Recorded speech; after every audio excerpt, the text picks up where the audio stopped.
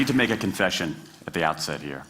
A little over 20 years ago, I did something that I regret, something that I'm not particularly proud of, something that in many ways I wish no one would ever know, but that here I feel kind of obliged to reveal. In the late 1980s, in a moment of youthful indiscretion, I went to law school. Now, in America, law is a professional degree. You get your university degree, then you go on to law school. And when I got to law school, I didn't do very well.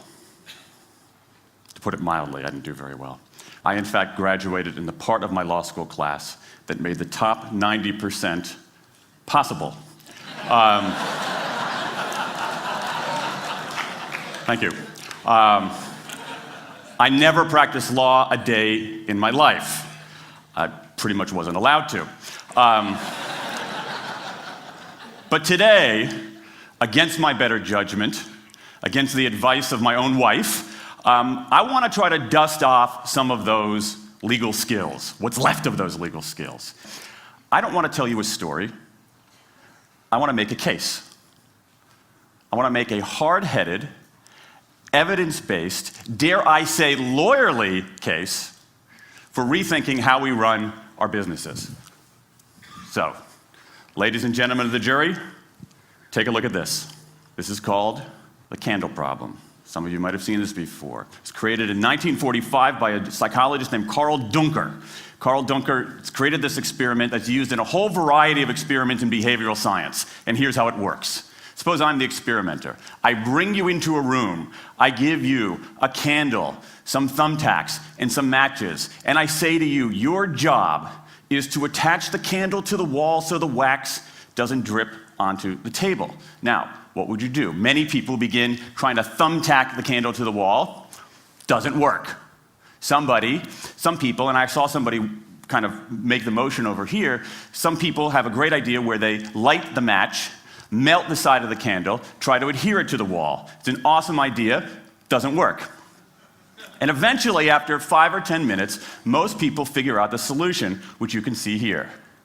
The key is to overcome what's called functional fixedness. You look at that box and you see it only as a receptacle for the tacks, but it can also have this other function as a platform for the candle. The candle problem. Now, I want to tell you about an experiment using the candle problem done by a scientist named Sam Glucksberg, who's now at Princeton University in the US. This shows the power of incentives. Here's what he did. He gathered his participants and he said, I'm going to time you how quickly you can solve this problem. To one group, he said, I'm going to time you to establish norms, averages, for how long it typically takes someone to solve this sort of problem. To the second group, he offered rewards. He said, if you're in the top 25% of the fastest times, you get $5. If you're the fastest of everyone we're testing here today, you get $20. Okay, now this is several years ago, adjusted for inflation. It's a decent sum of money for a few minutes of work. Okay, it's a nice motivator. Question, how much faster did this group solve the problem? Answer, it took them on average 3.5 minutes longer. 3.5 minutes longer. Now this makes no sense, right? I mean, I'm an American, I believe in free markets, that's not how it's supposed to work, right? If you want people to perform better, you reward them, right? Bonuses, commissions, their own reality show, incentivize them. That's how business works, but that's not happening here. You've got an incentive designed to sharpen thinking and accelerate creativity, and it does just the opposite. It dulls thinking and blocks creativity. And what's interesting about this experiment is that it's not an aberration. This has been replicated over and over and over again for nearly 40 years. These contingent motivators. If you do this, then you get that. Work in some circumstances, but for a lot of tasks, they actually either don't work or often they do harm. This is one of the most robust findings in social science and also one of the most ignored. I spent the last couple of years looking at the science of human motivation, particularly the dynamics of extrinsic motivators and intrinsic motivators. And I'm telling you, it's not even close. If you look at the science, there is a mismatch between what science knows and what business does. And what's alarming here is that our business operating system, think of the set of assumptions and protocols beneath our businesses, how we motivate people, how we apply our human resources. It's built entirely around these extrinsic motivators, around carrots and sticks. That's actually fine for many kinds of 20th century tasks. But for 21st century tasks, that mechanistic reward and punishment approach doesn't work, often doesn't work, and often does harm. Let me show you what I mean. So Glucksberg did another experiment similar to this, where he presented the problem in a slightly different way, like this up here. Okay? Attach the candle to the wall so the wax doesn't drip onto the table. Same deal. You were timing for norms. You were incentivizing. What happened this time? This time, the incentivized group kicked the other group's butt. Why? Because when the tacks are out of the box, it's pretty easy, isn't it? If-then rewards work really well for those sorts of tasks, where there's a simple set of rules and a clear destination to go to. Rewards, by their very nature, narrow our focus, concentrate the mind. That's why they work in so many cases. And so for tasks like this, a narrowed focus where you just see the goal right there, zoom straight ahead to it, they work really well. But for the real candle problem, you don't want to be looking like this. The solution's not over here. The solution's on the periphery. You want to be looking around. That reward actually narrows our focus and restricts our possibility. Let me tell you why this is so important. In Western Europe, in many parts of Asia, in North America, in Australia, white-collar workers are doing less of this kind of work and more of this kind of work. That routine, rule-based, left-brain work, certain kinds of accounting, certain kinds of financial analysis, certain kinds of computer programming, has become fairly easy to outsource, fairly easy to automate. Software can do it faster. Low-cost providers around the world can do it cheaper. So what really matters are the more right-brain, creative, conceptual kinds of abilities. Think about your own work. Think about your own work. Are the problems that you face, or even the problems we've been talking about here, are those kinds of problems, do they have a clear set of rules and a single solution? No. The rules are mystifying. The solution, if it exists at all, is surprising and non-obvious. Everybody in this room is dealing with their own version of the candle problem. And for candle problems of any kind, in any field, those if-then rewards, the things around which we've built so many of our businesses, don't work. Now, I mean, it makes me crazy. And this is not, here's the thing, this is not a feeling, okay? I'm a lawyer, I don't believe in feelings. This is not a philosophy. I'm an American, I don't believe in philosophy. This is a fact, or as we say in my hometown of Washington, D.C., a true fact. Let me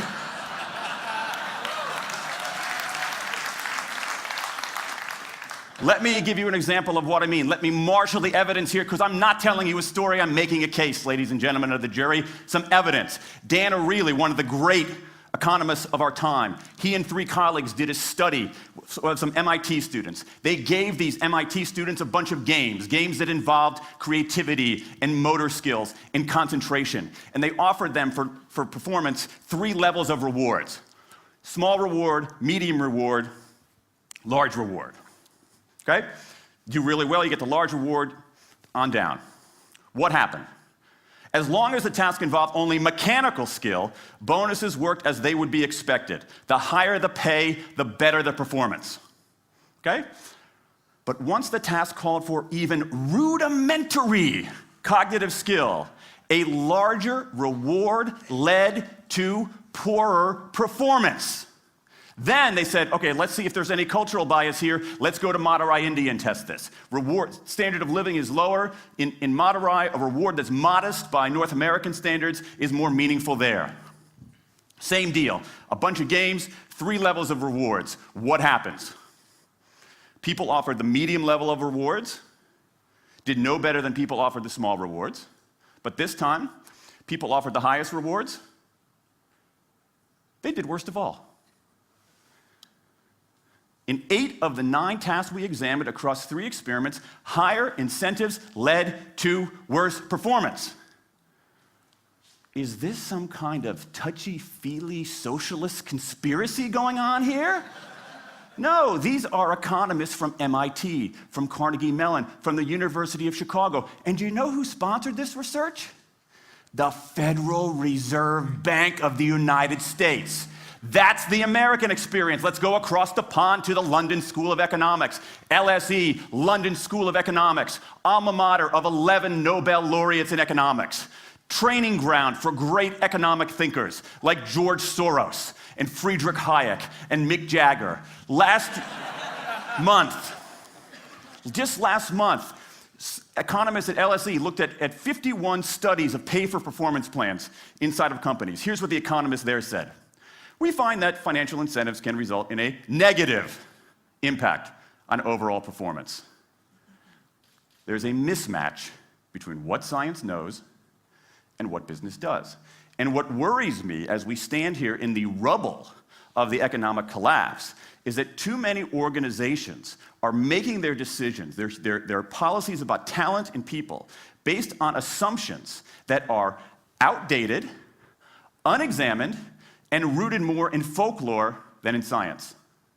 And if we really want to get out of this economic mess, and if we really want high performance on those definitional tasks of the 21st century, the solution is not to do more of the wrong things, to entice people with a sweeter carrot or threaten them with a sharper stick.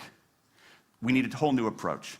The good news about all this is that the scientists who've been studying motivation have given us this new approach. It's an approach built much more around intrinsic motivation, around the desire to do things because they matter, because we like it, because they're interesting, because they're part of something important.